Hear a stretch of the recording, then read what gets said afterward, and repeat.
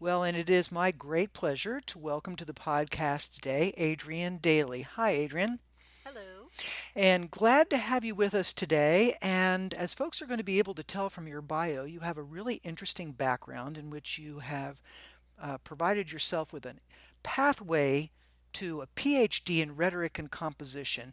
And from what I can tell, a PhD in rhetoric and composition, Adrienne, means that you have majored in speaking and writing and language. To a certain extent, yeah, definitely thinking about how we write, um, the ways that we might teach writing in particular, but also the ways that we use language in various contexts to persuade, to communicate, and that's where the rhetoric piece comes in. This idea of how do we communicate with others in these various contexts and persuade and move and get people make meaning with other people.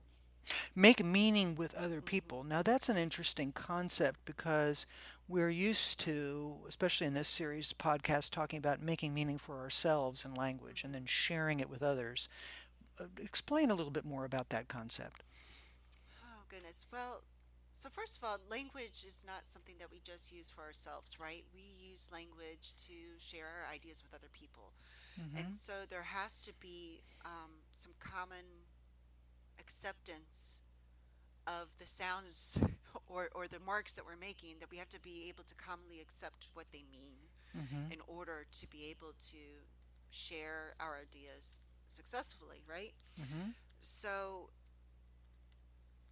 um, so when we talk about making meaning, it's the idea that somehow we're able to communicate our ideas, our feelings, our thoughts in a way that's successful, but it's a two-way negotiation, so to speak, where um, often, it's the speaker and the listener, or the writer and the reader, is they have to both interact in some way, engage with each other, and be willing to be open and understand things in certain ways. And there has to be some common acceptance.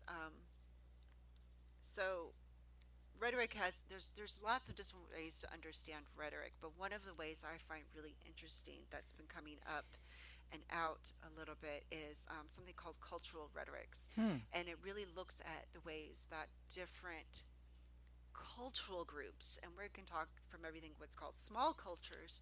So, for instance, like knitting culture, people who knit, Interesting. okay, Okay. versus we think cultures like Chinese or American culture, but then of Right. course all the different subcultures in there. There's bigger cultures, but also the smaller cultures. So, for instance, I had a student when I was teaching a course on cultural rhetorics um, decide that for the text, so to speak, that he was going to create, so the writing that he was going to do, it was actually going to be a piece of electronic dance music. Hmm. And he talked about the culture and what goes into these things and why people do this. And he was able to talk about the different parts of the piece that he wrote and why he did it and what it means and what people in that community would expect to come at these certain points. There's this certain way of introducing the thing, and then there's a certain point where the music shifts and there's a lead up to it. It was really interesting how he broke down this song into the parts and the meaning. And I mean, you can just look around in our you know, national media and stuff and understand the different ways that just one word, for instance, socialism, or for a less politicized one, let me see what I can think. You know, the idea of education or something, what does that mean to people? Or food, the different ideas that we have Hmm. around food and what it means to eat a meal together carry so much. So, for instance, if you're talking with somebody in potentially an Iranian background or other cultures where the idea of sharing food together is so meaningful, and what you do when you invite somebody over for a meal. So when you say a meal, in that context, it has a, quite a bit different than just talking about sharing a meal in other contexts where it might not be Hmm. as weighted with symbolism, or it might just mean, like popping something into the microwave and eating it then. So I think there's, when you talk about making meaning, I feel like I'm getting off track a little bit. When you talk about making meaning, it's the idea that there's some shared understanding and ways of communicating those ideas, um, that can shift and change with whom you're talking to or working with. And that in order to do something, you might have to shift and change. For instance, if I was talking about rowing with one of my teammates from the rowing team, I'd be able to use a lot of different terminology. It's shorthand and you can talk about it, but then if I were explaining that to somebody else, it takes a lot more work to be able to explain the things of what they mean. And even then, some of the significance might be lost, Hmm. because they might not have personally had that experience. We can draw some parallels, but there's a layer of meaning that might not be there as there would be if I were talking to a teammate. So there's all these wonderful ideas of making meaning that come about, that depending on the relationships that people have and the communities that they're in and the differences that might be there, but also the commonalities that might be there. Just fascinating because there were just so many ideas that you pulled out there. There's a lot. There was so much because it's such a rich experience, and obviously it is something that you've dedicated yourself to. I'd like to come to some of that again, if I might. Hmm. There has to be acceptance in Yes. order to be able to share. There needs to be a willingness and a curiosity, a common acceptance, and so forth. In your work with students or in your studies, both, how do you provide that approach to that understanding that it does take connection and cooperation, if you will? That's a really great question, and certainly it is something that as a teacher I'm still working with, because Hmm. it's a very profound aspect of communication. I've certain Most of the time I've worked with first year college students. When I teach writing, it's mostly with that group. Okay. So they're still moving from the idea of, they're writing their ideas on paper just because that's what they're thinking, and moving from that idea to, how do I get the other person to understand where I'm coming from? Hmm. So the idea of an audience who isn't thinking quite the same way as you is a really difficult thing to wrap your mind around, certainly for all of us. And it takes a lot of work to get students to realize that, um, first, you have to talk about the idea of audience and the idea of going, someone else is going to read this. How are you going to make sure that your ideas come across the way you intend them to? How do you get your Interesting. reader or listener to arrive at the same point as you? What things will you need to do? And you have to really think about who will actually be reading this or listening to this, because there's no general audience. Hmm. There's no general audience. There's no way that you can have a broad general audience, because the person who's reading your piece in USA Today is not necessarily going to be the same person who might, if you write it for New York Times. There's going to be some different expectations.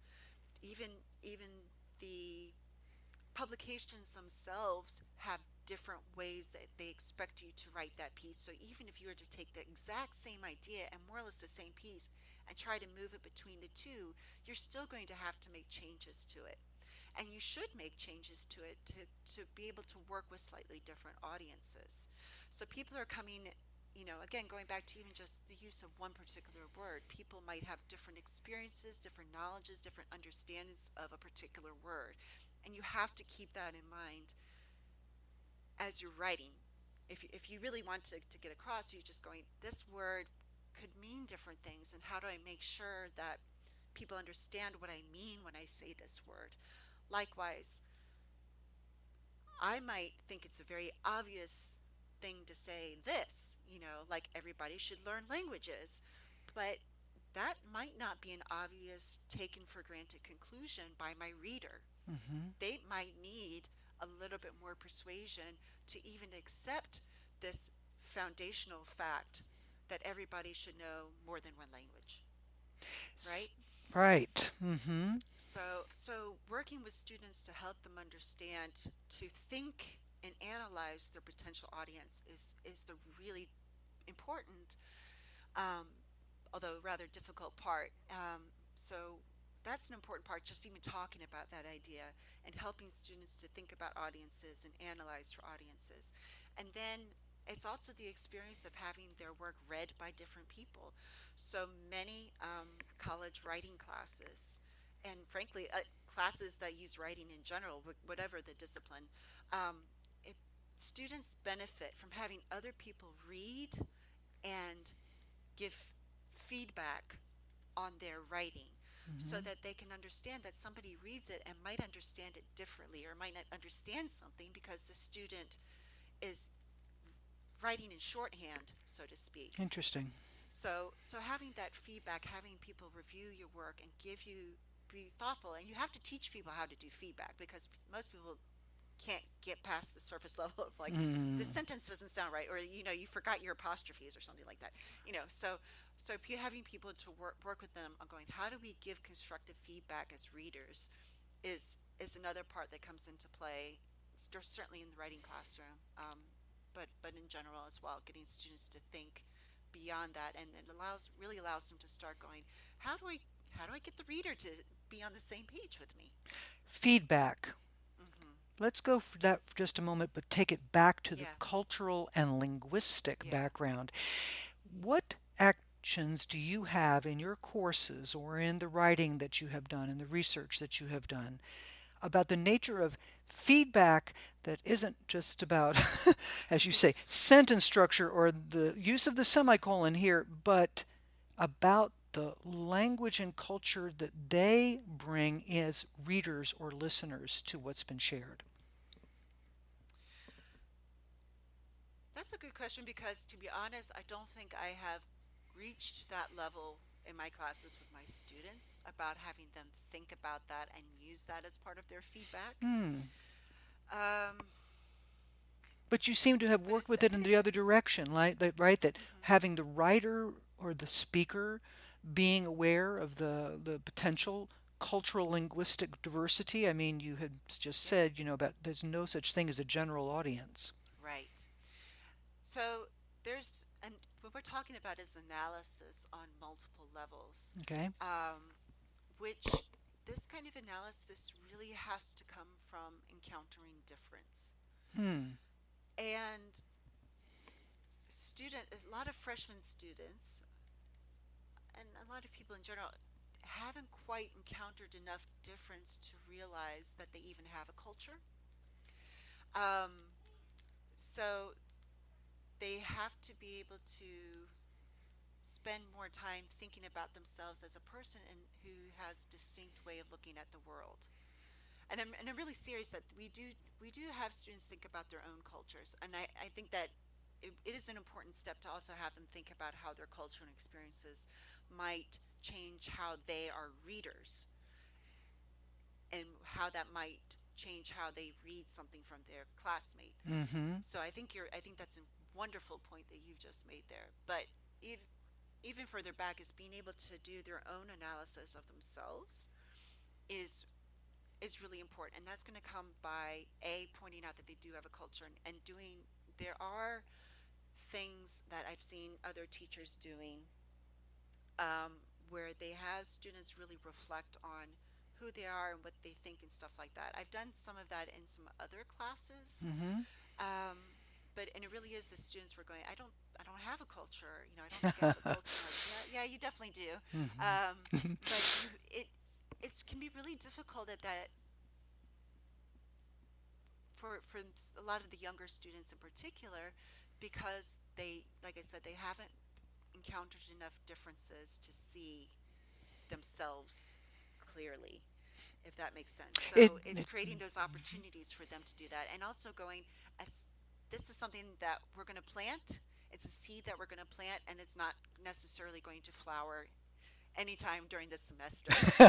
Right, So, exactly. Well, let me ask you a question because, here you are dealing with young people that are coming in that they say that I don't have a culture. Yes, you do. mhm. Can I say my presumption is that you don't happen to know that just because you are not an older teen or an early Mhm. 20 person, but rather because of your own background linguistically and culturally? Do you think that that has made a difference? For are you speaking for me myself? Yes. I think I was really lucky to have the opportunity to travel while quite young. And the experience of leaving the United States was um, pivotal in shifting my view of what life could be like. Mm. When you travel abroad in particular, but certainly if you travel to different locales that are different enough from your own, you realize that people do things differently. And you realize then what you do and your expectations, and even maybe how you talk, how you dress, how you eat. And it does allow you to get a better sense of yourself and your culture, and certainly if there's different languages involved, your own language and language practices. So I think I was really lucky in that regard to have that opportunity quite young, Hmm.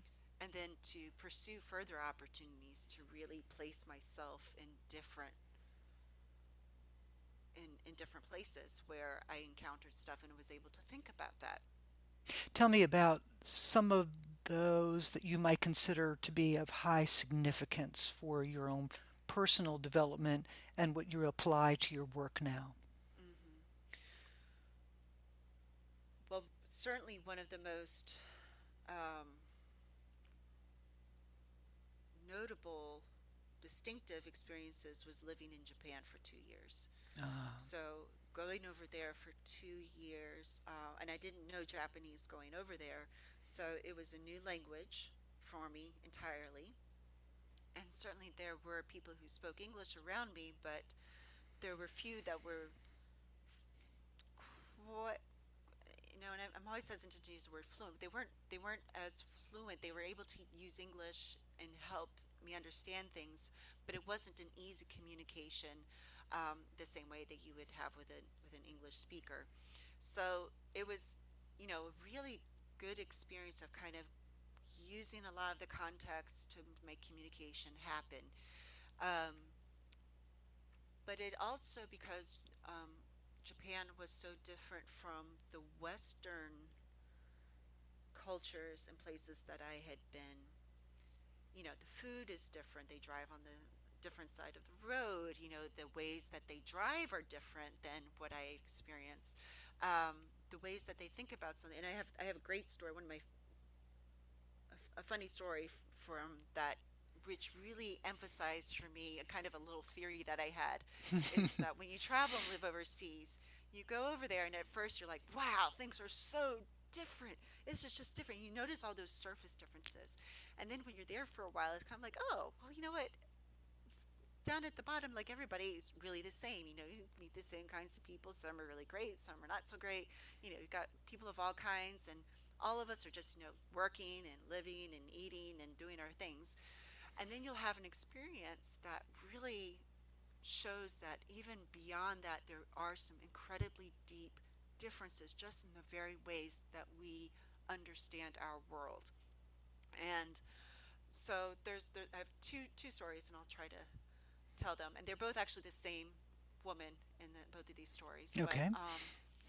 the first story is the funny one, and I was sitting in the teacher room. So in Japan, this is a junior high school, so grades 6th through 8th, and in the junior high school, the students have their home rooms, but the teachers don't have a desk in the homeroom. The teachers all have their desks in one large teacher room.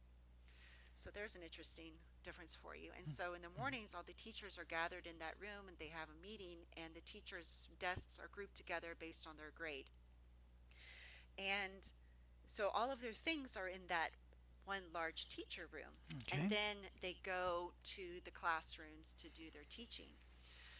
So I was in the teacher room at my desk, and there was another woman working at a desk, and um, she looks over there and she's, says, Jones's sensei, are you cold? And I said, no, no, no, I'm okay, really, I'm fine. And so I went back to work. A minute later, she's like, Jones's sensei, are you cold? I said, no, I'm not. Thank you. I'm just kind of a little confused why she keeps insisting on this. And she did it a third time. Are you cold? I'm like, no. And finally, I could see she was just so exasperated. And she kind of pulled on the back of her shirt. My shirt had ridden up and was exposing the skin along my back. And she was trying to draw my attention to it without embarrassing me.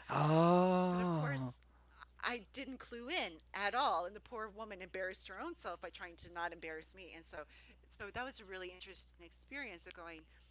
I just missed the implied meaning under all that. interesting. But an even bigger example though was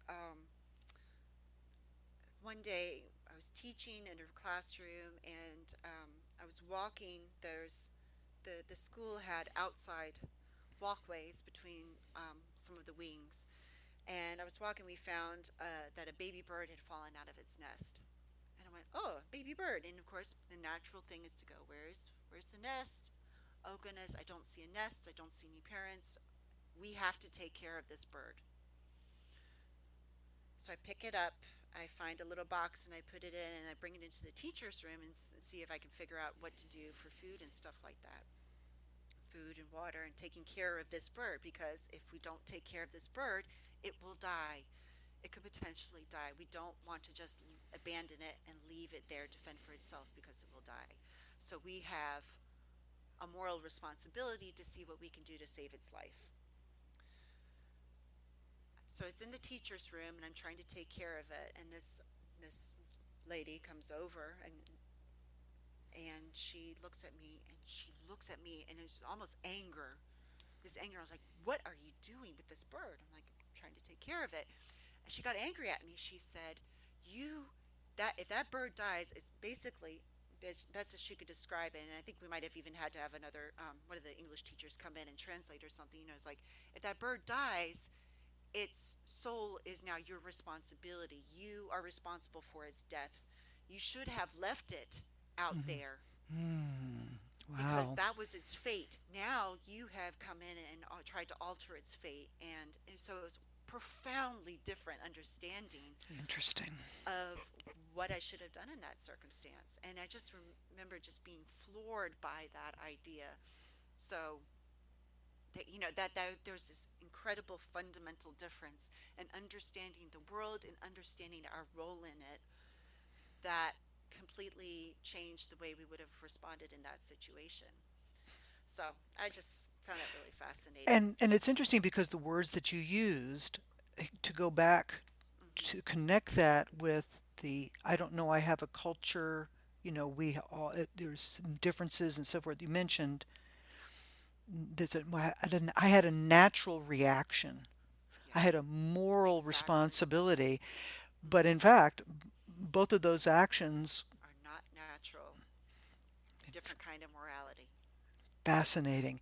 Now, you've had a variety of experiences.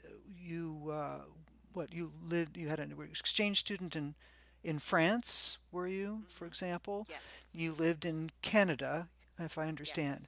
And so part of what you have said to me that you are dedicated with is helping yourself, of course, but also others, bringing these kinds of histories into the Yeah. classroom to encourage students to embrace linguistic and cultural diversity.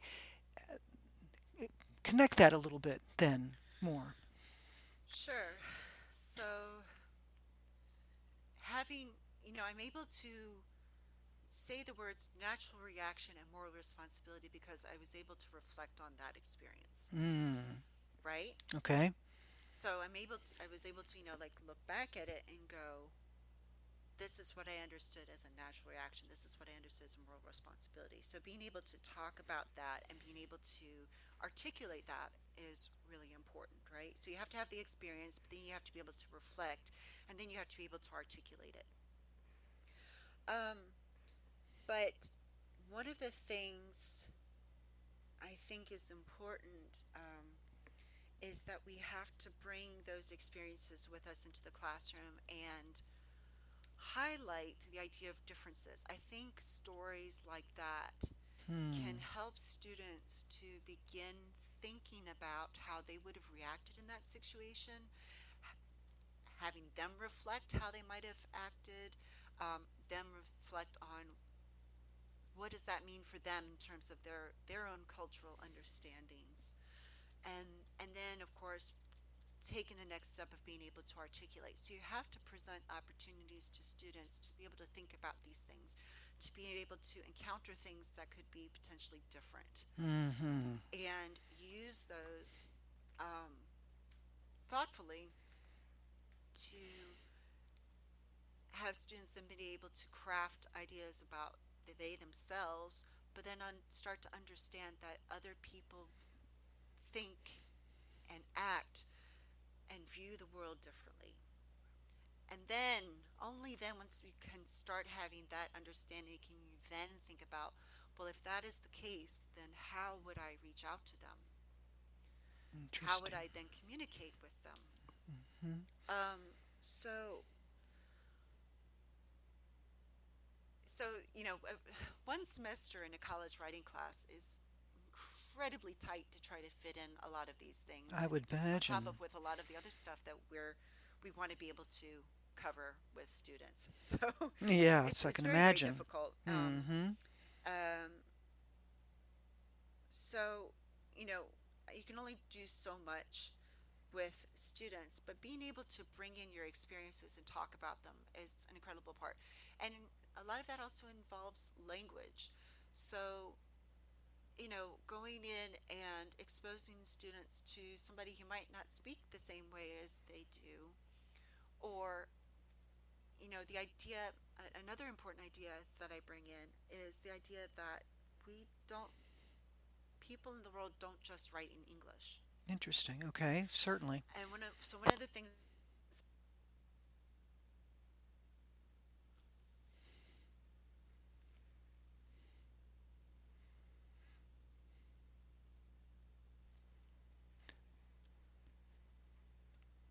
Go.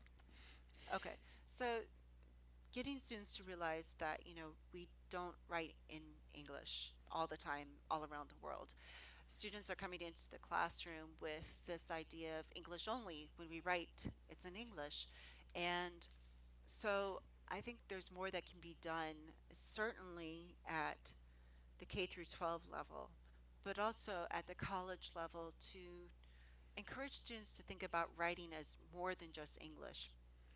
And for one example of one thing that I did was I taught a community-based writing course where the students over the course of the semester had to really go out and they had to create sort of volunteer projects with organizations. And I had what part of the beginning of the semester was me saying to them, what languages do you know other than English? Hmm. Those are resources. Okay, so keep Okay. those in mind. You can use those languages. You can use them for speaking to people. You can use them for writing. You can also use them for research. Okay, we can research in languages other than English. And I don't think students really fully grasped that. And that is something that I try to bring out in all my classes. But for the case of this particular course, encouraging students to think about their languages as an asset that can be used in these community projects. And I had one student who was part of a local organization that did a lot of volunteer work, and they were setting up a free eye clinic in a city here in Rhode Island that where particular neighborhoods that just high poverty level, and just something like a free eye clinic would be really necessary. And the people in that area were predominantly Spanish and Portuguese speakers. Mm-hmm. And so this man in my the student was looking for other students to be a part of a team. I said they could work on teams. And I had a student who didn't really have a project and idea yet, but when this guy found out that this other student spoke Spanish, he said, "Great, be part of my team. We need that." And Ah. this young man, the Spanish speaking young man, ended up using his Spanish to help get the word out. They went on the radio to do announcements, they created some brochures, but he was also there when they first opened the clinic to help talk to people and bring people in. So his Spanish turned into an incredibly important part of their project.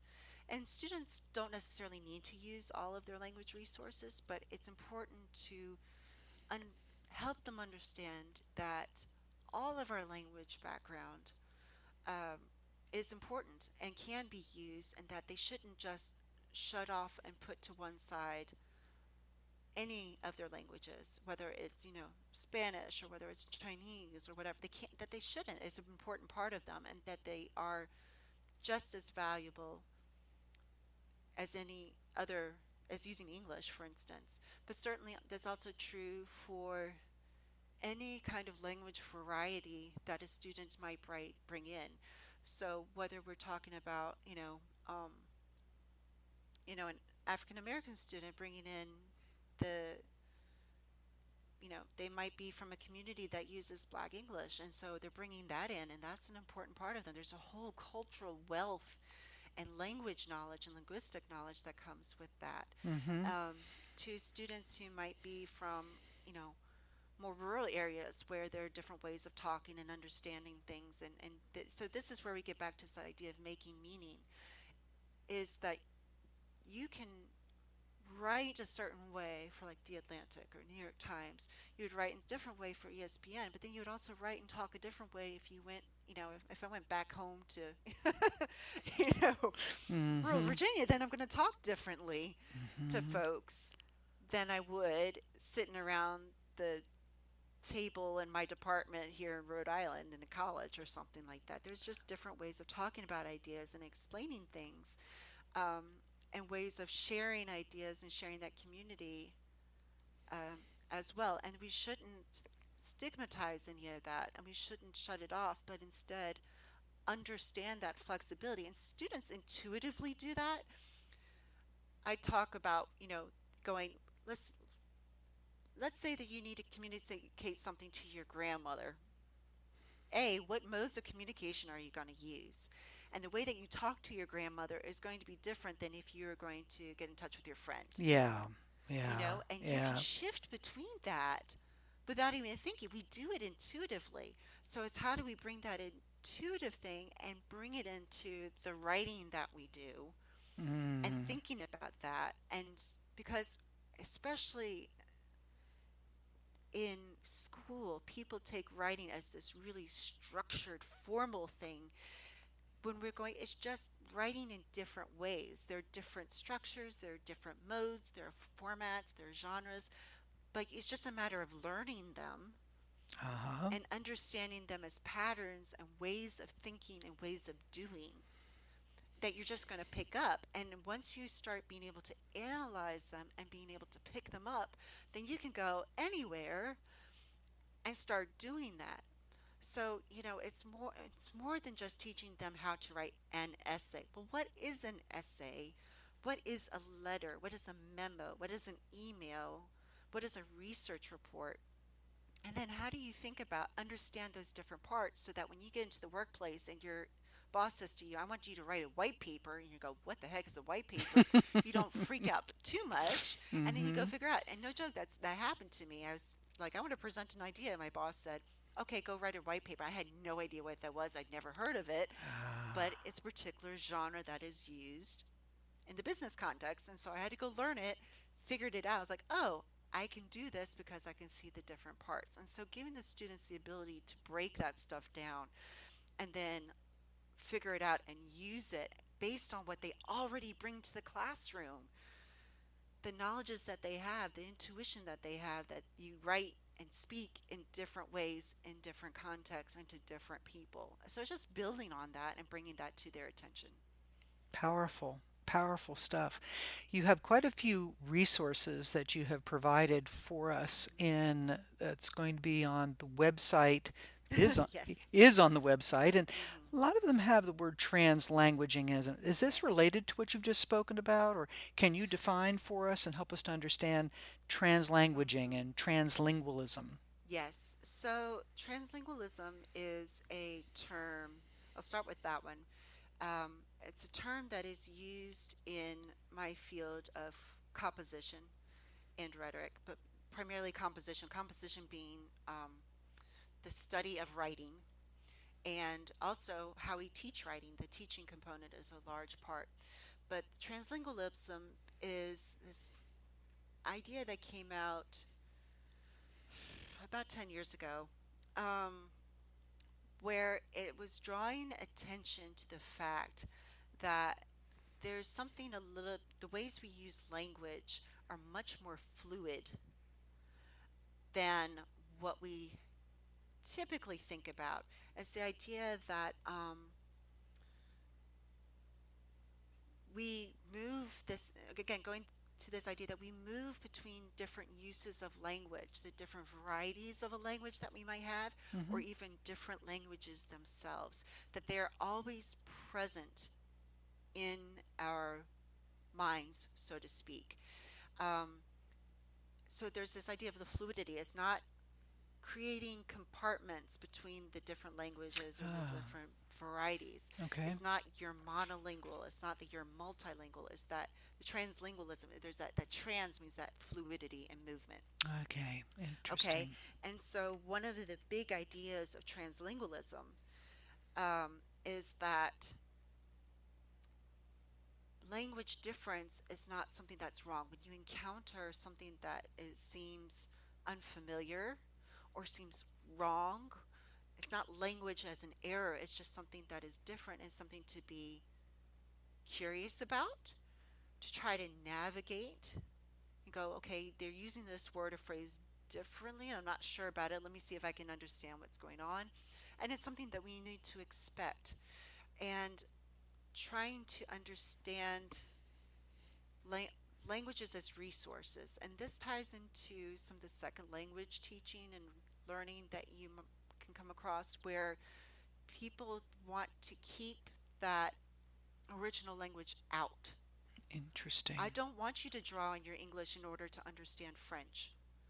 I don't want you to have this Spanish popping up while you're trying to write English. That's not going to work. Instead of going, don't turn it off. Let's work with that. Let's see. And it's allowing almost creativity, but it's also teaching people to go, when you see these differences, instead of going, oh, that's wrong, kind of go, ooh, that's interesting. Now, certainly there are language differences that come that create confusion and can impede communication. And in those cases, we need to work a little bit more and have to figure things out. And it might be that a student who's writing in a way that really is difficult to understand, we do have to work with them to make sure that their meaning comes across. It's not trying to shut off that other language, so to speak. So translingualism is really trying to embrace the idea that all of these languages and all of the things going on with our linguistic background are valuable and are resources. Um, It's so that's interesting. that's a big part, and then that Hmm. changes then what we would do when we teach writing or when we teach language as well, and the How ways that so? we might engage with languages. How so? Well, in some of the ways that I just said, sometimes instead of seeing those differences as wrong, as errors, or seeing students who are learning another language as coming in with a deficit, we see those other languages as assets and we can build on them. And that brings us to this idea of translanguaging.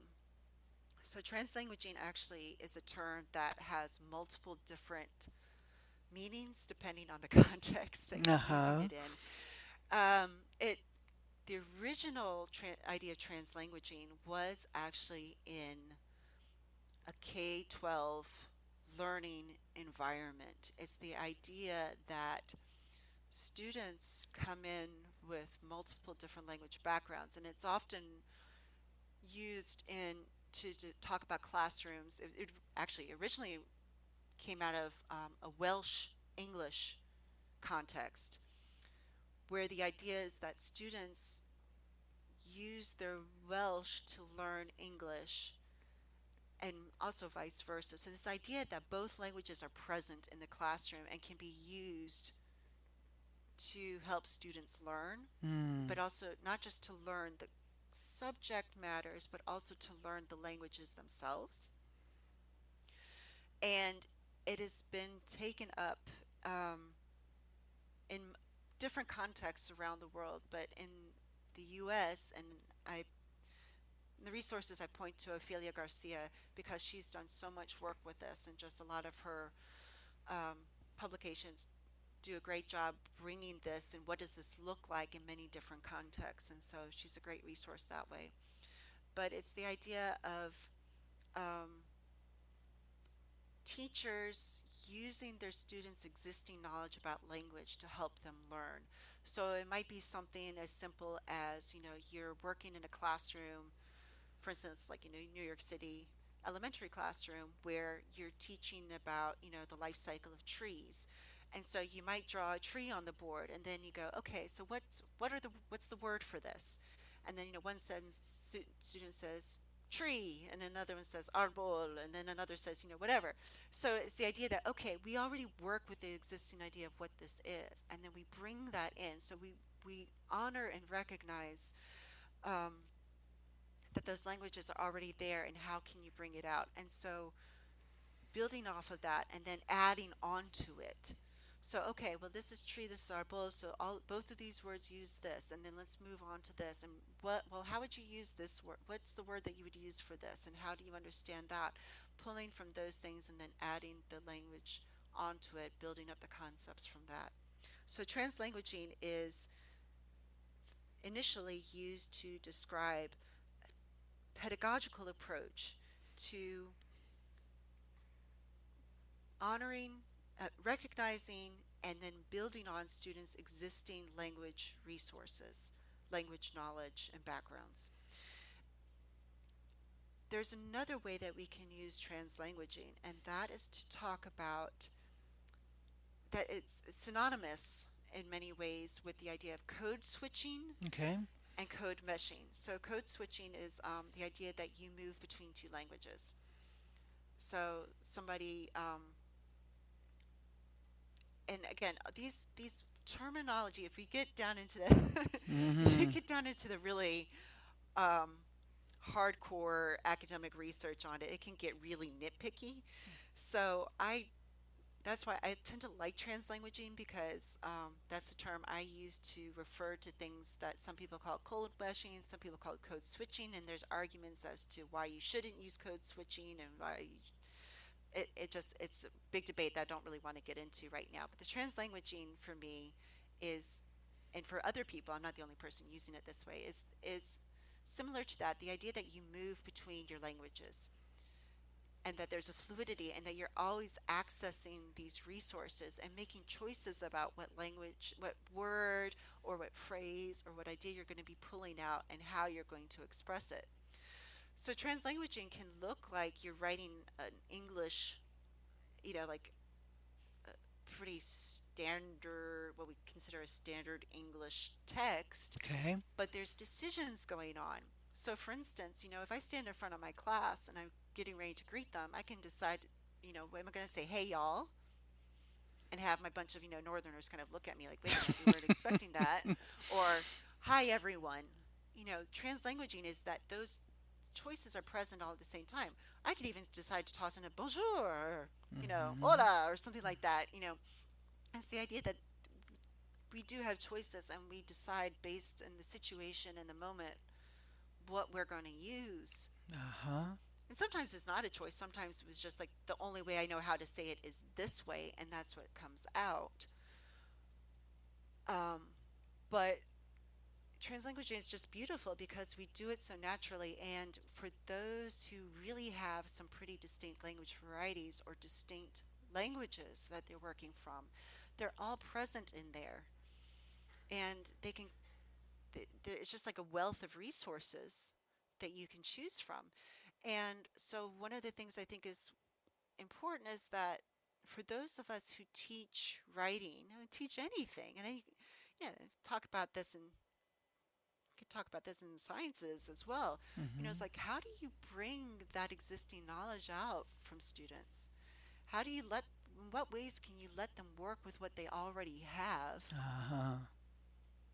and not set up this implicit or explicit expectation that is always going to be a particular type of English? Um, you know, it's challenging, of course, because sometimes, a lot of times you're going to have to write in English, and there's certainly different expectations about what that English might be. But I think we can do more to challenge these implicit and explicit expectations around English and what kinds of Englishes are okay in various different contexts and allow for more beauty in the language and more different ways of expressing things instead of stigmatizing certain ways of writing and speaking. Um, so translanguaging and translingualism, and then translingualism really is where one of the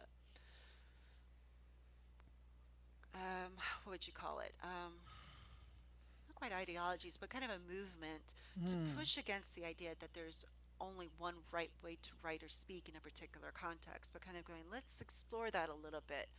Let's talk about what we do when we encounter language difference, that unexpected language use, not even non-standard, because we have to, it's really pushing back against the idea that there's a standard way of speaking or a standard way of writing, and exposing the idea that standards are often created by one particular group in power. And we all get this idea that there's one right way to write, but there's really not, and we can allow for more creativity and expression, um, while working within the constraints of going, we really do have to be able to communicate ideas and have those shared meanings as well. Going back to the idea of shared meanings, one of my dissertation committee members is in the sciences. And she was great because she was so skeptical of these ideas. Ah. And she's like, well, I can't just use the words any way I want to. I was like, of course not.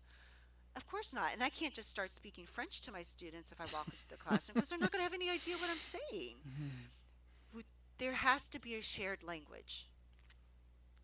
You have to have enough of the language in common to be able to communicate effectively. So there's always a constraint of finding enough commonality to communicate effectively. You have to have enough shared to communicate effectively. But there is an idea of we can still bring in enough difference if we want to. If we want to. We don't have to either. And for some people, they might not choose to. And that's okay too. Others might want to go really push the bar a little further. And that's okay too. So, one of the things I think is interesting about translingualism is that it starts off going, we need to allow students to have more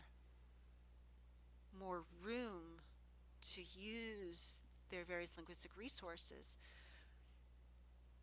But the further along you get, you realize that a lot more of the work has to be done on teaching people how to read.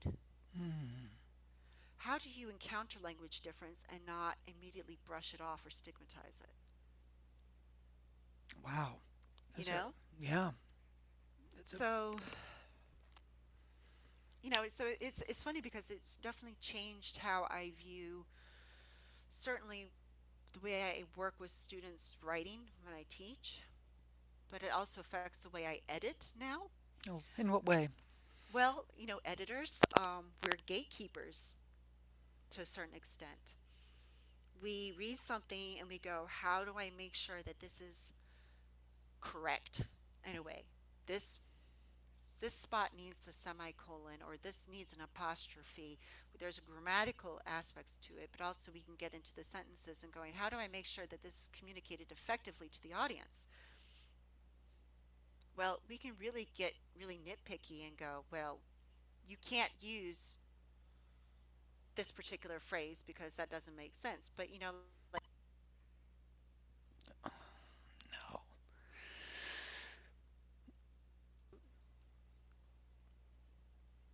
so going the idea of, we work with sentences, we work with being able to decide what will work. And when we encounter things that, as an editor, I might encounter language use that doesn't seem like the way I would use it. And you're making a judgment call. Does this stay put or not? Mm. So, for instance, I as a speaker, I might use, because of where I grew up, the phrase, the double modal might could works. That's something that I could use. And I might could use it in a sentence, in when I'm writing.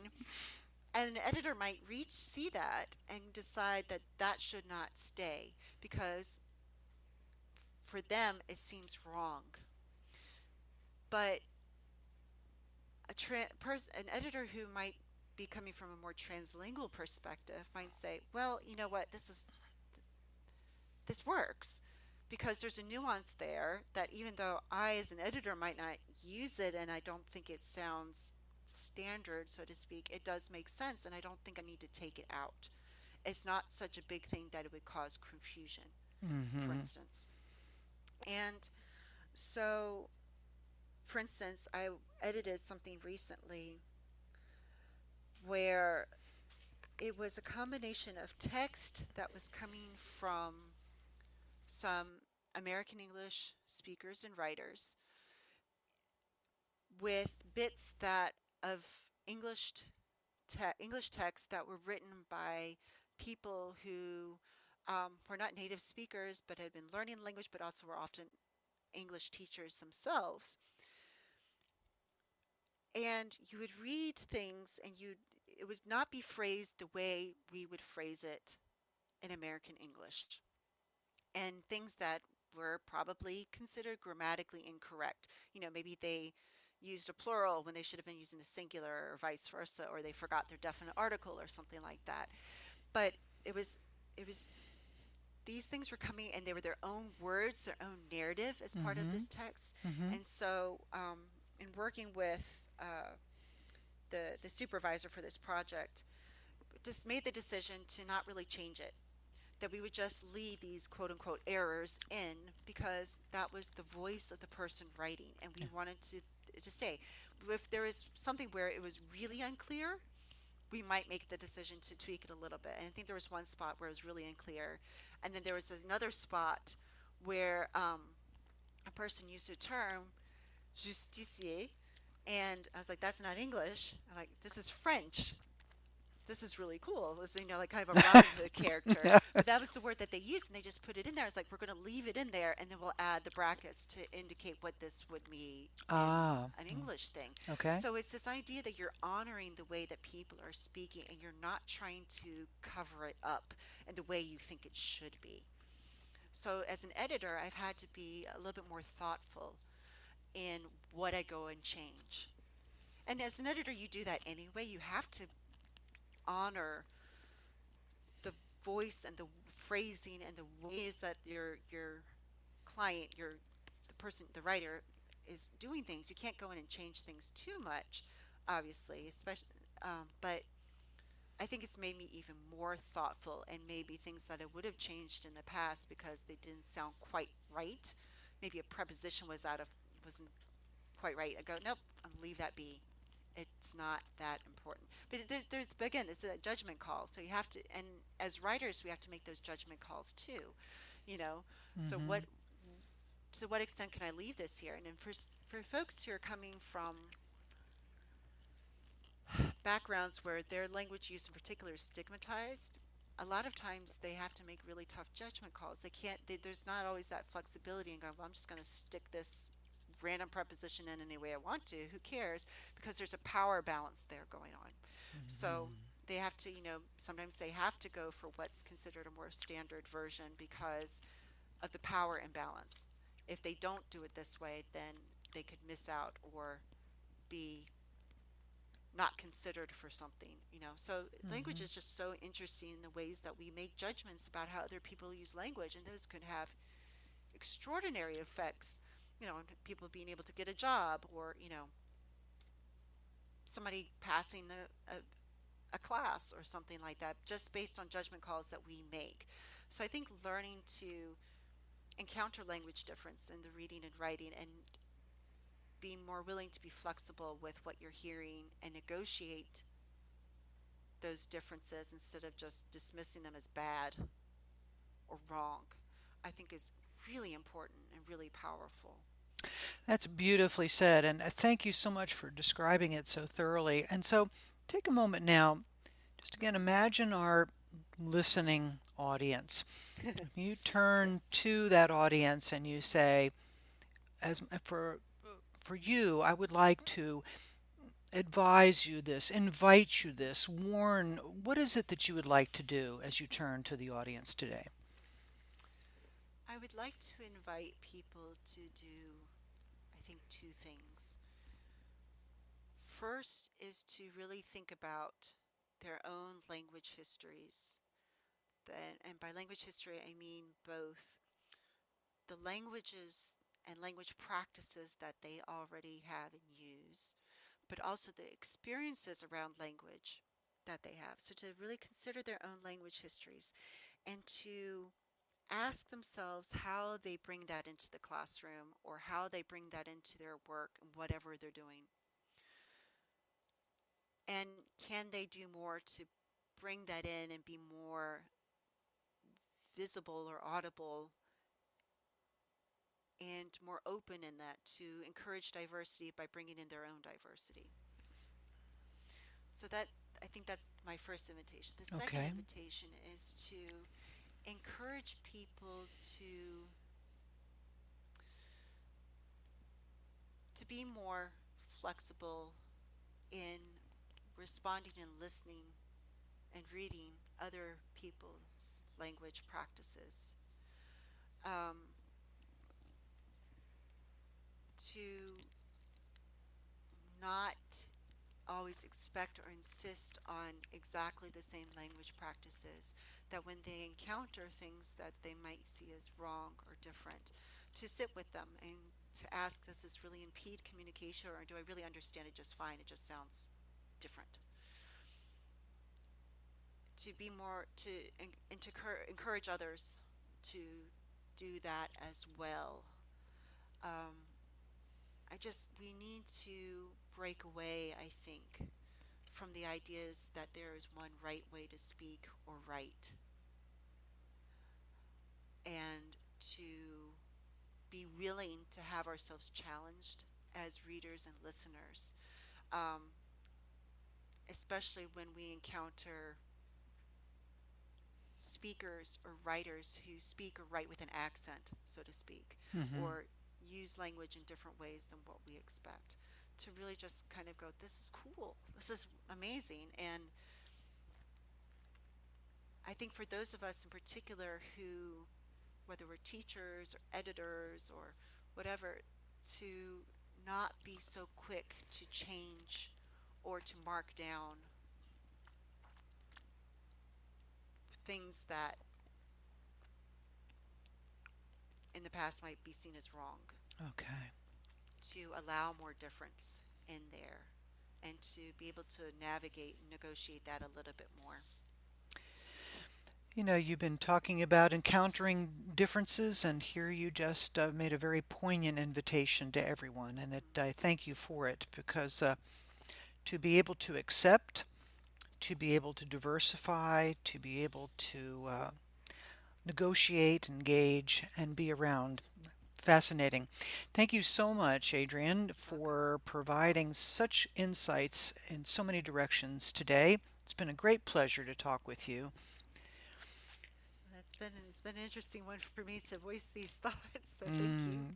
Well, and I know that you're making such a difference in those students with whom you work in your university settings and those whose work you edit. So thank you for what you're doing to bring a greater sense of acceptance and diversity into their lives. And who knows where all those seeds will flourish into beautiful plants. So thank you for that.